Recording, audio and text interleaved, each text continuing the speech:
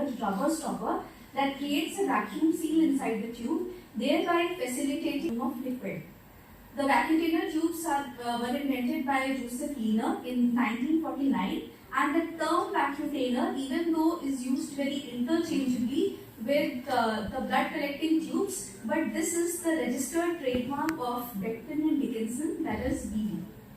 Vacuum tubes may contain additives designed to stabilize and preserve the specimen prior to the analytical testing, and these additives may include anticoagulants or gels, which with a density in between those of the blood cells and the blood plasma, which helps in the separation of these two components.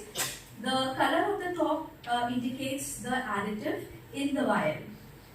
So these blood collecting tubes are of two types. One are the plasma separating tubes and the other one is the serum separating tubes.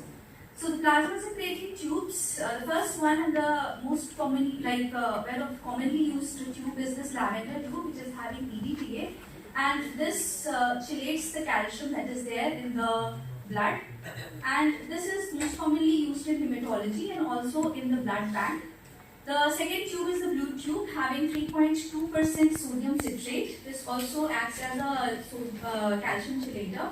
This is used for tests like PT and APTT and the other coagulation studies. Then we have green tubes. Both the green as well as the dark green tubes are having heparin, and this heparin binds to the thrombin and inhibits the transformation of fibrinoglycan to fibrin. This is used for the enzyme tests, hormone tests, and the analysis of the electrolytes. Then we have the grey tubes. This is having either potassium oxalate or the sodium fluoride. This sodium fluoride not only acts as an anticoagulant but also brings about the inhibition of glycolysis, and therefore it is used for the estimation of the glucose values. Then the pink tube again has EDTA, and this is mostly used for the blood bank.